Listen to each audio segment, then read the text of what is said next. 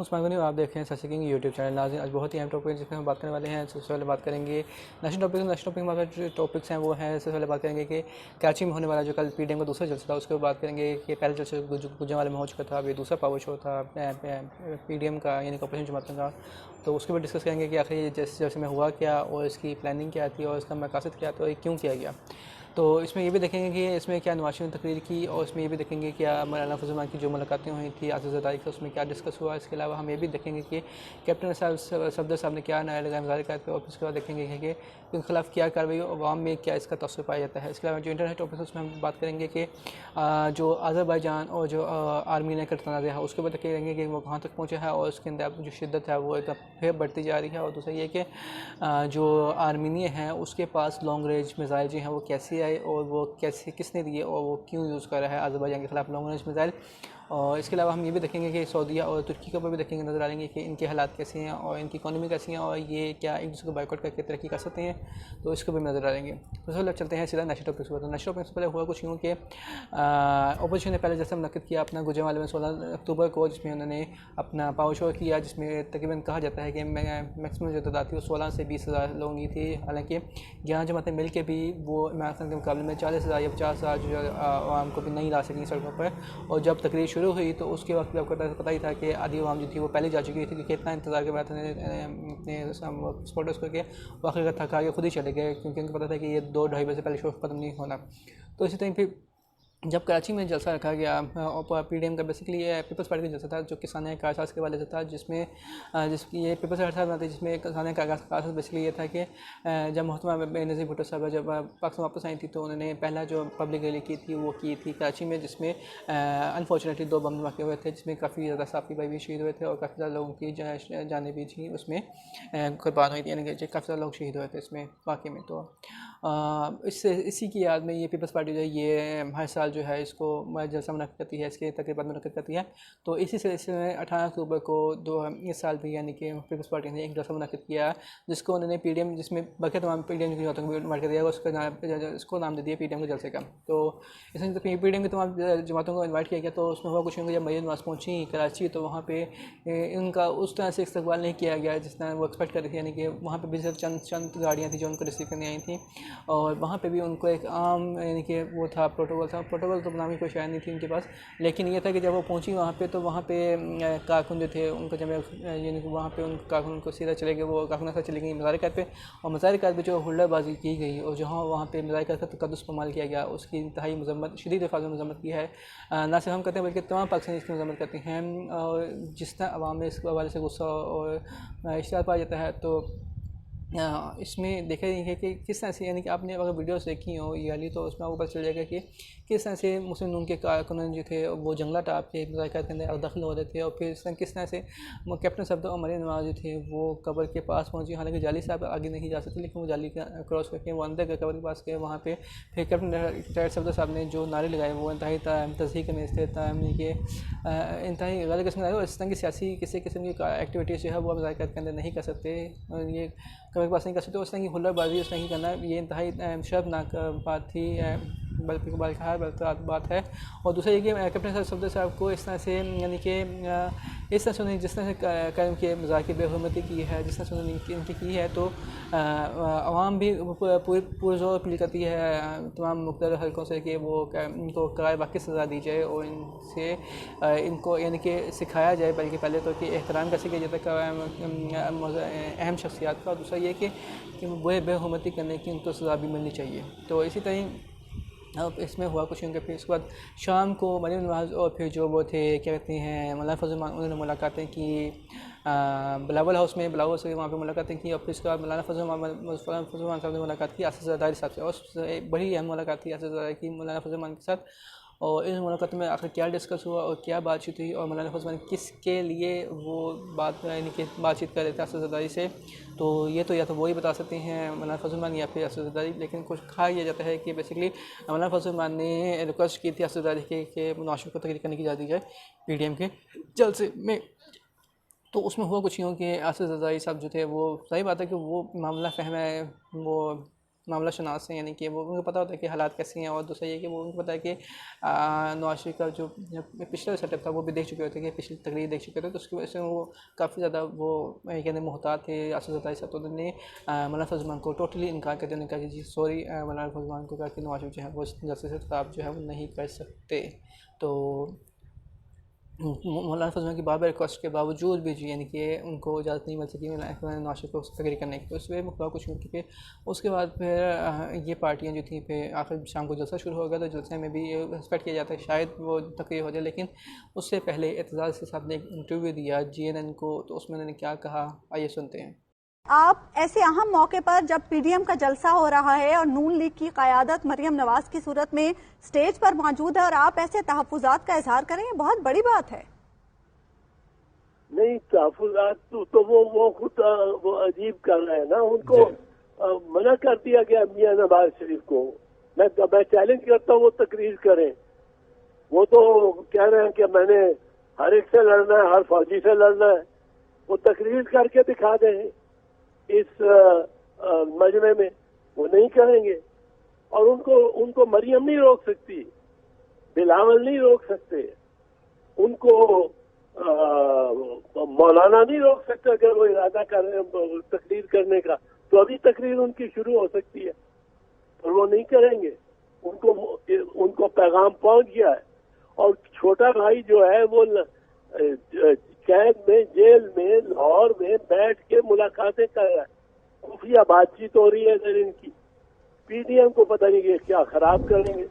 और फिर जो आज इन्होंने किया है, मुझे सबसे ज्यादा तकलीफ, खुदा की कसम सबसे ज्यादा तकलीफ तो हुई है जो कायद-ए-आज़म के मज़ार पे इन्होंने नारे लगा दिए सियासी।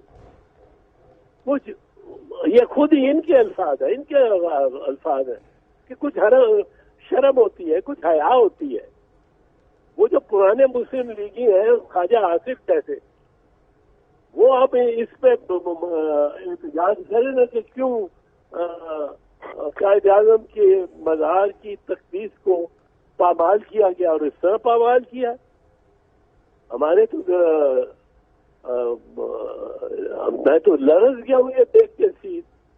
और वो सफ्तर नारे लगा रहा है और कह रहा है कि कभी मुझे नारे वालों में डाल देते हैं, कभी ड्राइवर बना देते हैं, कभी पोस्टर लगाने पर लगा देते हैं। ये अच्छे लोग हैं। ये पाकिस्तान के बानी का, कायद-ए-आज़म का मज़ार है, इसकी तकदीस है, इसके बारे में कानून है। तो नाज़रीन, आपने वो इंटरव्यू सुना, तो उसमें अतर सच जो है वाज़ेह तौर पर कह रही हैं कि नवाज शरीफ साहब जो थे उनको इंटरव्यू करने से, यानी कि उनको तकरीर करने से कोई नहीं रोक सकता था। और दूसरा ये कि उनको यानी कि वो कोई भी यानी कि उनको इस तरह पाबंद नहीं कर सकता था, ना उनको बिलावल हो सकते थे, ना उनको कभी पीडीएम का कोई और कोई रहनुमा जो था उनको तकरीर करने से रोक सकता था। तो लेकिन फिर कहाँ से कॉल गई और कहाँ से उनको कहा गया कि आप ये ना करें। और दूसरा ये कि क्या नवाज शरीफ ने वाकई उनके कहने पर किया है, तकरीर नहीं की, और क्या बीच में फिर कोई यानी कि पॉज आया है, और क्या फिर एक कोई यानी कि बीच में एक नया सिलसिला शुरू होने वाला है। तो इसमें तो ये तो आने वाले वक्त में पता चलेगा। लेकिन मुझे यानी कि हम सबको पूरी उम्मीद है कि जो पाकिस्तान में अब इंसाफ का बोलबाला होगा, और तमाम जो लोग हैं जो करप्ट हैं, यानी कि जिनके ऊपर अभी करप्शन केसेस चल रही हैं, तो उनको वाकई में कार्रवाई की सजा देंगे। किसी का जल्द से जल्द एक फैसला किया जाएगा, उनको जल्द से जल्द उनको मंतकी अंजाम तक पहुँचाया जाएगा। अगर वो साबित हो जाता है उनके बदनाम, तो उनको कार्रवाई की सजा भी दी जाएगी।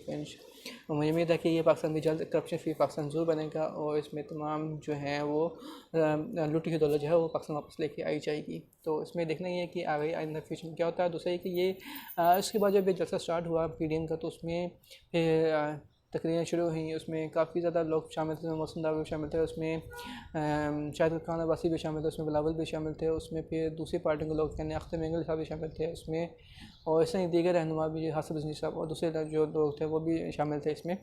तो ये बेसिकली पीपल्स पार्टी से अपना पावर शो दिखाना चाहती थी कि हम देखें हमारे पास भी पब्लिक पावर है, पब्लिक स्ट्रीट पावर है, ये है वो है। तो उन तकरीरों में एक बार फिर जो है वो यानी कि हल्की टारगेटिंग की गई, लेकिन फिर भी टारगेट किया गया इदारों को, और उनसे एक बार फिर यानी कि इनडायरेक्ट अल्फाज में NRO मांगा गया। ना सिर्फ मरीम नवाज़ की तरफ से मांगा गया बल्कि बिलावल ने भी मांगा। इसके अलावा दीगर जो मौलाना फजल मानते हैं उन्होंने भी उन हलकों से अपने NRO की डिमांड की इनडायरेक्ट अल्फाज में। तो उसमें फिर मरीम नवाज़ ने जी जो तकरीर की वो तो आपको सबके सामने ही है कि किस तरह से वो रियासती इदारों की तरफ थे वो चैलेंज कर रही थी, बलका रही थी, थ्रेट कर रही थी, ब्लैकमेल कर रही थी। तो इसी तरह बिलावल साहब जो थे वो भी तकरीर में यानी कि वो कर रहे थे। लेकिन बिलावल साहब ने भी तकरीर में 2-3 दिलचस्प बातें की तो मैं आपको डिस्कस करना चाहूँगा। उसमें हुआ कुछ यूँ कि बिलावल साहब ने जिस पहली चीज़ जो वो कहा कि जी देखें जी अंडे जो हैं वो 200 रुपये किलो हो गए हैं, माशाल्लाह क्या बात है। तो अंडे किलो में बिकना शुरू हो गया। तो ये तो हाल है इन चीज़ों का कि अगर इन्होंने खुद कभी पब्लिक में जा के कोई भी शॉपिंग की हो, कभी ख़रीदारी की हो, कभी ग्रोसरी वगैरह परचेज़ की हो तो इनको पता हो कि अंडे दर्जन में मिलते हैं और दूसरी चीज़ें जो हैं वो किलो में मिलती हैं। तो इस तरह की तकरीरें जो थी वो की जाती हैं वहाँ पे। और फिर उसके बाद जो एक अहम चीज़ जो थी वो ये थी कि समा TV के रिपोर्टर और GNN के रिपोर्टर जो थे उनके ऊपर तशद्दुद किया गया पीपल्स पार्टी के वॉलंटियर्स की तरफ से। और बेसिकली हुआ कुछ यूँ था कि वो वीडियोस बना रहे थे उन ख़वातीन की जो कि वापस जाना चाहती थी, अपने घर जाना चाहती थी, लेकिन पीपल्स पार्टी के जो वॉलंटियर्स और कारकुनान जो थे उनको ज़बरदस्ती वो जैसा घर के अंदर रोके हुए थे। उन्होंने कहा था कि आप अभी नहीं जा सकते और दूसरा ये कि आप जो हैं जब तक जल ख़त्म नहीं होता आप नहीं जा सकती हैं। तो यानी कि ज़बरदस्ती एक रोका था। फिर उसके बाद जब वो कैमरा मैन या जो वो रिपोर्टर था जो वीडियो बना रहा था फिर उसको तशद्दुद का निशाना बनाया गया, GNN का भी और समा TV का भी, और फिर इस तरह उनके ऊपर तशद्दुद भी किया गया। तो इसमें अब देखना ये था कि ये गुंडागर्दी क्यों हुई। और फिर इसके बाद CM सिंध सैयद नवाज़ शरीफ ने इसका नोटिस तो लिया है, अच्छी बात है, नोटिस लेना चाहिए, लेकिन क्या इसके ऊपर कार्रवाई होती है और क्या इन कार्रवाई की सज़ा दी जाती है तो ये तो आने वाले वक्त में पता चलेगा।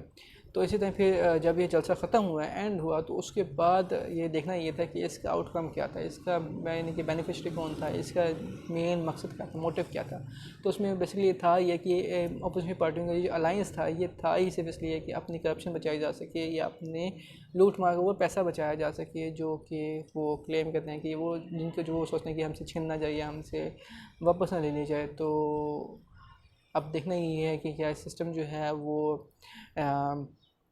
अपना फ़ाइट बैक करता है और क्या सिस्टम जो है वो इस निज़ाम के ख़िलाफ़ या इन जो चीज़ें हैं इनके ख़िलाफ़ बाउंस बैक करता है, स्ट्रॉन्गली बाउंस बैक करता है, स्ट्रॉन्गली फ़ाइट करता है, या फिर दोबारा वही कंप्रोमाइज़ या वही यानी कि मफाहमत या वही चीज़ें आगे लेके चली जाती हैं।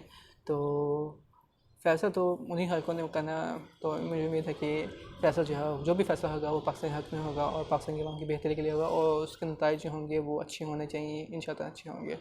तो अब चलते हैं सीधा इंटरनेशनल टॉपिक्स पर। तो इंटरनेशनल टॉपिक्स में हमारे बहुत ही अहम टॉपिक्स हैं। सबसे पहले बात करेंगे कि अज़रबैजान और आर्मीनिया के तनाज़े के ऊपर। तो अज़रबैजान और आर्मीनिया का तनाज़ा जो है वो बहुत ही शिद्दत अख्तियार करते जा रहा है और ये हर गुज़रते दिन के साथ कॉम्प्लिकेटेड होता जा रहा है। और देखना ये है इस कॉम्प्लिकेशंस में जो मेन चीज़ लोग जो हैं वो सफ़र कर रहे हैं और बेसिकली दोनों तरफ से नुकसान हो रहा है अवाम का। तो उसमें हो कुछ यूँ कि अज़रबैजान के ने जब सीज़ फायर का ऐलान किया आर्मीनिया के साथ, तो आप ये देखें कि अज़रबैजान ने अपनी पूरी सिंसेरिटी शो की है और पूरी तरह से अपना वो शो किया कि हम सीज़ फायर करने में बहुत ही संजीदे हैं और पूरे परमन हैं। यानी कि आप लेकिन उसमें आप देखें कि आर्मीनिया जो है बेसिकली वो नहीं चाहता कि किसी तरह से सीज़ फायर हो, किसी तरह से इस जंग को रोका जाए। तो अब देखना ये है कि इसमें बेसिकली अटैक किया था आर्मीनिया ने अज़रबैजान के ऊपर लॉन्ग रेंज मिसाइल से। तो अब जब अज़रबैजान ने कहा कि ये और लॉन्ग रेंज मिसाइल जो हैं ये आर्मीनिया के पास कहाँ से आए, किसने दिए, तो उसमें पहले तो आर्मीनिया ने डिनाई किया कि हमारे पास लॉन्ग रेंज मिसाइल ही नहीं है तो हम ये अटैक कैसे कर सकते हैं, ये वो है। लेकिन उसके बाद खुद ही उनकी जो मिलिट्री ऑफिशल्स थे उन्होंने क्लेम किया कि जी हमने अटैक किया है, हमने ये लॉन्ग रेंज मिसाइल से तो फायर किया था। तो ये लॉन्ग रेंज मिसाइल किसने प्रोवाइड किए थे और दूसरा ये कि कौन अभी भी आर्मीनिया की सपोर्ट कर रहा है और कौन जो है वो इस जंग को टूल दे रहा है। और दूसरा ये कि आर्मीनिया सबसे अहम चीज़ उसमें थी वो ये थी कि अज़रबैजान ने अल्हम्दुलिल्लाह अपना जो वो नगोर्नो काराबाख का जो इलाका है वो भी अब ISIS उसके ऊपर अपना कब्ज़ा जो है मजबूत कर रहा है। और दूसरा ये कि ये जंग जो है इंशाअल्लाह जल्द ही मंथ की जंग पहुँचेगी। उसमें जो बड़े प्लेयर्स हैं मुझे खदशा ये कि कहीं वो आपस में कूद ना पड़े और क्या रशिया और तुर्की या रशिया और अमेरिका जो है वो आपस में डायरेक्ट ना इसमें कॉन्फ्लिक्ट कर जाएँ दोबारा से एक नई आलमी जंग का ख़तरा पैदा ना हो जाए। तो इसमें अब दोबारा से सीज़ फायर का जो है वो ऐलान जो है मतवक्की है। और दूसरे अज़रबैजान ने कह दिया कि हमारे ह्यूमैनिटेरियन ग्राउंड पे हम सीज़ फायर का ऐलान करते हैं। तो अब देखने है कि आर्मीनिया इसको अमल करता है और क्या आर्मी अपने जंगी जराइम को लिमिटाइज़ करता है और क्या आर्मीनिया जो है वो अपने आप को एक रिस्पॉन्सिबल स्टेट को शो करता है। तो ये तो आने वाला वक्त में चलेगा। तो अब चलते हैं सीधा चाइना और इंडिया के ताल्लुकात के ऊपर के हुआ कुछ नहीं होगा। चाइना जो है वो सब फुल एग्रेसिव मोड में है, उसका वो अब एक बिखरा हुआ शेर है बन गया चाइना। जो चाइना कहता है कि इंडिया और इसके अलावा जो दीगर ममालिक हैं वो चाइना को सब फुल प्रोवोक कर रहे हैं कि कोई एक्शन ले, कोई ऐसा रिएक्ट करे जिससे खित्ते में डिस्टेबलाइजेशन हो या कोई नई जंग का आगाज़ हो। तो उसमें बेसिकली इंडिया ने पहले ये किया था कि ताइवान के झंडे अपने वीडियोस में अपने चैनल्स पर चलाए थे, फिर उनको कमी तरह अपने चैनल्स पर चलाए थे, जिससे चैनल को प्रोवोक किया था कि वो कोई एक्शन ले। इसी तरह फिर चाइना ने भी बीच में एक एक्शन लिया, उसमें चाइना ने भी अपनी एक जो फाइटर सिस्टम के उन्होंने जाके टेस्ट किया ताइवान को कि जी वहाँ की एयर स्पेस को टेस्ट किया, एयरफोर्स को टेस्ट किया, तो वहाँ की फ़ज़ाई में दाखिल हुआ, फिर उसको चंद लम्बा बाद वो वापस भी आ गए। तो अब इसमें जो ताइवान था उनकी एयरफोर्स ने बेसिकली अभी उसमें कोई ऐसा रिस्पॉन्स शो नहीं किया।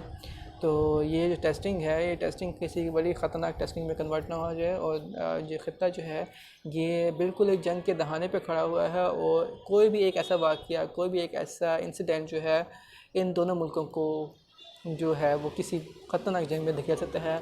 और इस जंग का नुकसान सिर्फ चाइना या अमेरिका को नहीं होगा, बल्कि इस जंग का नुकसान इस पूरे ख़ित्ते को होगा, इस पूरे रीजन को होगा।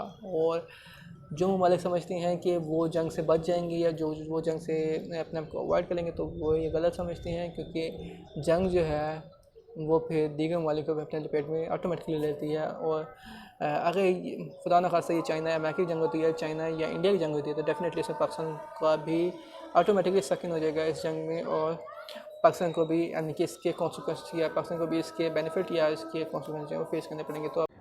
तो नाज़रीन हमारा एक टॉपिक बीच में आ गया था, जो हमने डिस्कशन था कि सऊदी अरब और तुर्की के ताल्लुकात के ऊपर, सऊदी के तुर्की के ताल्लुकात जो हैं वो कैसे हैं और ये बेहतरीन कैसे इनमें कशीदगी आती जा रही है। तो अब सबसे पहले हम डिस्कस करेंगे कि सऊदी अरब जो है उसने पाबंदी लगा दी है तमाम तुर्की के प्रोडक्ट्स के ऊपर कि वो तुर्की में वो सेल नहीं बिज़नेस कर सकते और सेल नहीं कर सकते। तो इसी तरह जो ये हालात जो हैं दिन ब दिन जो हैं वो कशीदा होते जा रहे हैं, हालाँकि इस तरह नहीं होना चाहिए। और दूसरे एक मुसलमान को समझना चाहिए कि एक दूसरे की इकोनॉमी तबाह करके, एक दूसरी इकोनॉमी के खिलाफ एक्शन लेके आप कभी भी तरक्की नहीं कर सकते। और दूसरे आप ये देख लेंगे कि आपने देखा है ये है कि कभी अमेरिका ने बाइकआउट किया हो किसी दूसरे क्रिश्चियन कंट्री का कि वो जी हमने आपसे तजारत नहीं करनी है, हमने आपको ये नहीं करना, वो हाँ उसके अपने इंटरेस्ट होते हैं जहाँ पे वो कहता है कि मेरे इंटरेस्ट है मैं यहाँ पे अब, लेकिन वो मुकम्मल बाइकआउट नहीं करता या मुकम्मल नहीं करता उसको बल्कि उसको सपोर्ट भी करता है जब उसको ज़रूरत होती है।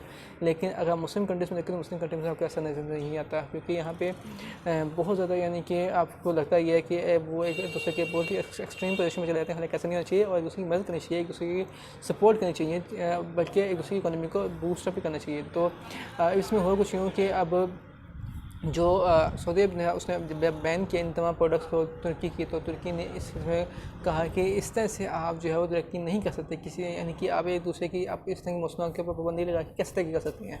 ठीक है, अगर आप अपने ही आपका इत्तेहाद ही इस तरह का होगा तो बाहर के मुल्क से आप क्या एक्सपेक्ट कर सकते हैं। अगर आप एक दूसरे के ऊपर खुद ही पाबंदी लगानी शुरू कर दें तो अमेरिका तो ऑटोमेटिक पाबंदी लगाएगा, यूरोपियन ऑटोमेटिकली पाबंदी लगाएगा आपके ऊपर।